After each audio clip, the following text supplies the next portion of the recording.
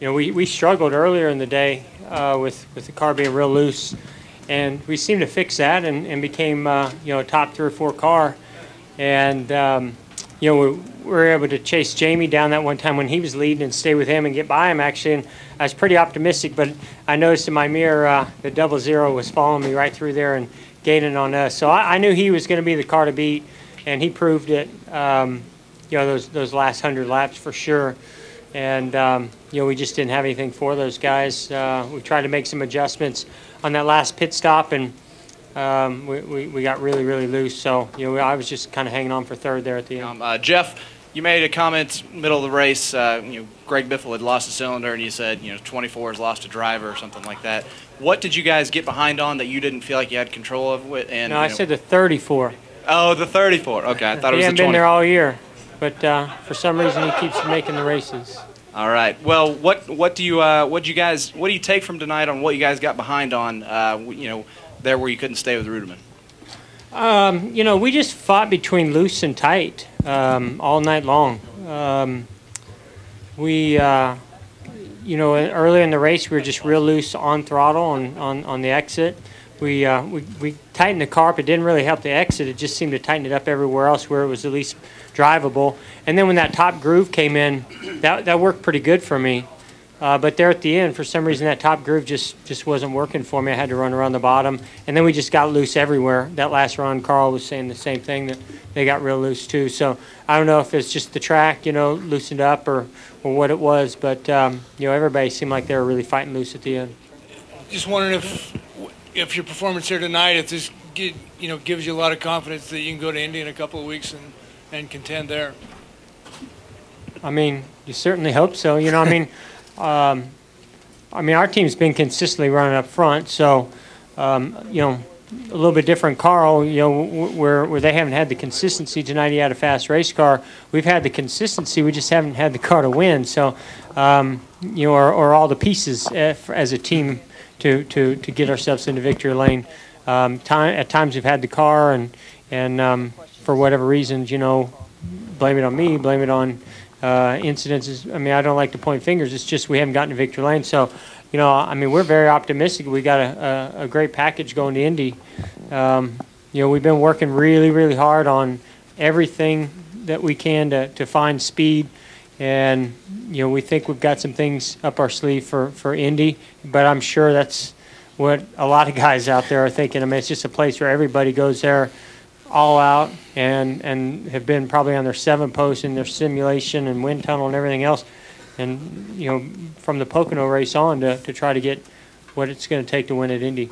Jeff, I saw you go to victory lane. Carl was talking about what a neat and cool guy David is and how everybody kind of respects him. Can you talk about David and why you decided to go by and visit him? And I usually have a 3 or 4 pole and win kind of deal. After they get more than 3 or 4 poles, I stop sending them texts. After they get more than 3 or 4 wins in a season, I stop going to victory lane. I noticed you never text me anymore. Sorry, Carl. But David is a neat guy, and I just know that win that he had in Charlotte, while he took it and we're just not going to throw away the trophy, earning it the way he earned it tonight is the way he wants to do it. And I think they've been close at times and just haven't had all the breaks. So. I think that he just drove a great race, and they had a good race car, and I think he deserves to be congratulated. Does it matter how many laps a driver runs for a victory, or nonetheless his first career victory, or is it just a win is a win? And then the second part, talk about your 600th career start here tonight. Does November 15th, 1992 seem like a long time ago? It sure does when you put it that way. I was joking with somebody earlier that, I was looking at some of the stats because I was being reminded of 600 races and all the things that have happened over those years. And there was a few years when we were winning like every 3rd or 4th race. Now we win 3 every 100. So I sure would like to get back to some of those winning ways. But we've done some amazing things over those 600 and really proud of it. And, I'm proud that 600 races in, we're still competitive enough to win races like we were tonight. We put up a heck of a fight. you know, I mean, I think it matters to a driver, you know, when they go home and think about the win, that you know, that they didn't just kind of luck into it, or you know, lead one lap. I mean, it's great to have a green white checkered and win a race by, you know, starting third or fourth and driving by guys. That's cool. But to me, you know, the style in which the 00 did it tonight was about as good as it gets. You know, they were solidly in there all night long, and when it really counted, man, they picked up the pace and took the lead, never looked back.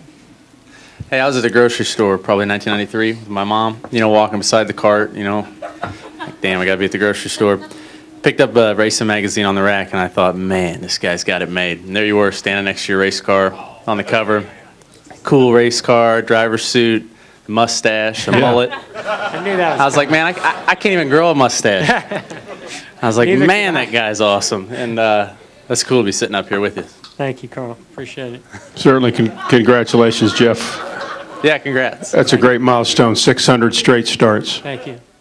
Point on the radio, you had said something about just how strong Rudiman was. I mean, just how strong did he look to you? And I mean, is that just engine related, or what is that? I mean, that he was able to power so much by. No, it wasn't power. I mean, we got plenty of power. No, it's just he could just drive deep in the corner, you know, and he could keep it down the bottom. He could arc it in the corner. You know, I felt like there were times when I nailed 1 and 2, and he'd still gain on me. So, like I said, we were trying some things, and you know, I'm not sure if what we were trying is the best combination.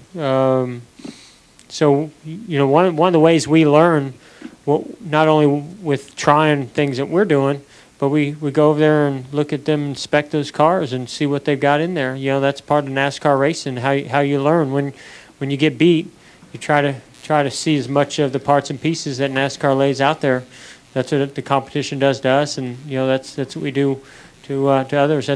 We never feel like we're the best. You know, every week we got to prove it, and you got to look at all the details, and that's one of the ways you do it. Behind the magazine and Royce, Jeff, you've just gone from being the kid to the old man. You don't feel like an old man, do you? Man, I do when I get out of that race car and everything aches. It didn't used to be like that. No, you know, I mean, you know, I feel like I'm driving about as good as I ever have, and you know, I'm still enjoying the sport very, very much. I feel like I'm way more comfortable with where I'm at in the sport today, and that's fun. You know, I like that. I like the, you know, all the years of experience that now I get to benefit from.